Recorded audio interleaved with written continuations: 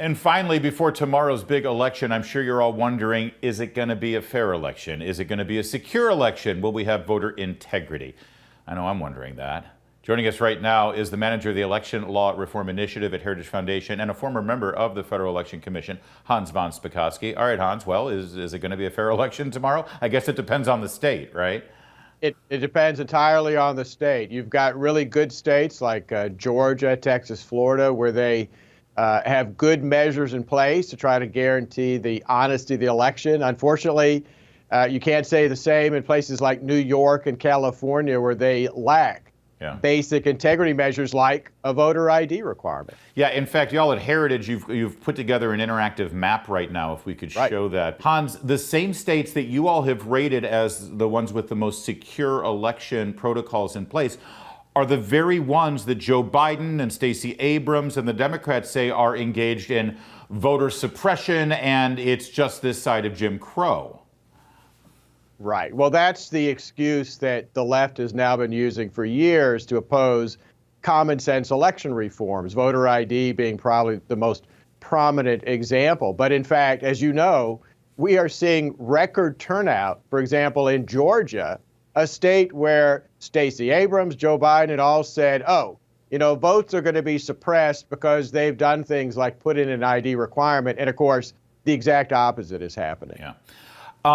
That said, listen, there is election fraud. I know we heard it forever, Hans. We heard, oh, there's no election fraud in this country. And then they changed it to there's no widespread election fraud. And I feel like the last iteration of this is there's no widespread election fraud. That would have affected the outcome. But you've got a database at Heritage. You guys are actually tracking this stuff. And what's the number up to now? 1,384 incidents? Is that what we're seeing of just recent election fraud cases? No, that's right. And we're tracking, I think, upwards of 100 more cases that are currently being prosecuted around the country. And keep in mind, look, those are just the cases that are detected and caught. If you're a state, for example, with no ID requirement, how are you going to even detect that fraud is occurring? The other person, I mean, that's a real problem. And there's also no law enforcement mechanism, really. Right. I think I read somewhere, or John Salem was on the show last week, said that the state of Georgia has something like 2 officials for the entire state tracking election fraud cases. That's why what Governor DeSantis did in Florida is so important. He's actually put together a task force of law enforcement officers who are focused entirely on this issue. Yeah, and you know, that was so criticized by everyone from the Washington Post to all these liberals. Look, I know specifically of some information that was uncovered about 156 criminal referrals that were sent by county election officials to local DAs in the 9 biggest counties in Florida related to the 2020 election. Not a single one of those criminal referrals was actually investigated and prosecuted by local DAs. Wow. One of the closest elections going into tomorrow will be the Senate race in Pennsylvania. And we're already being told, you saw the president last week say, hey, you know, for some of these races, we're not going to know the winner for days after Election Day. That's how it's supposed to be. Everyone's pointing to Pennsylvania specifically with regard to counting these mail-in ballots. What should we be worried about? What are you tracking?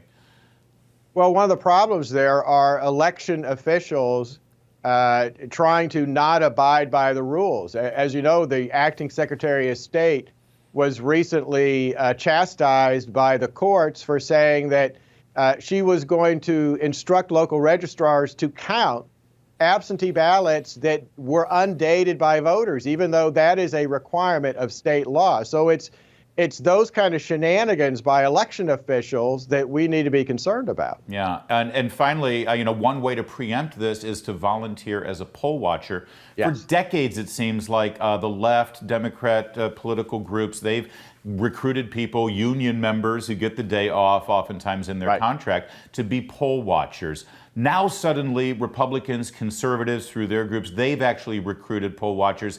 And I'm told that now Republican or conservative poll watchers are actually voter intimidators.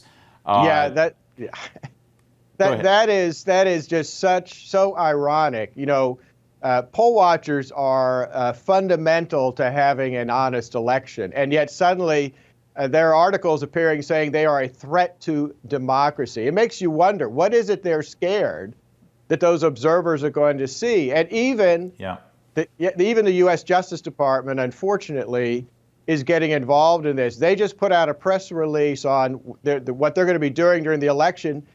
They said they're going to be protecting election officials and voters, but they specifically left out poll watchers. Our Special Decision 22 election coverage begins at 7 p.m. tomorrow. We'll see you then, and don't forget to vote.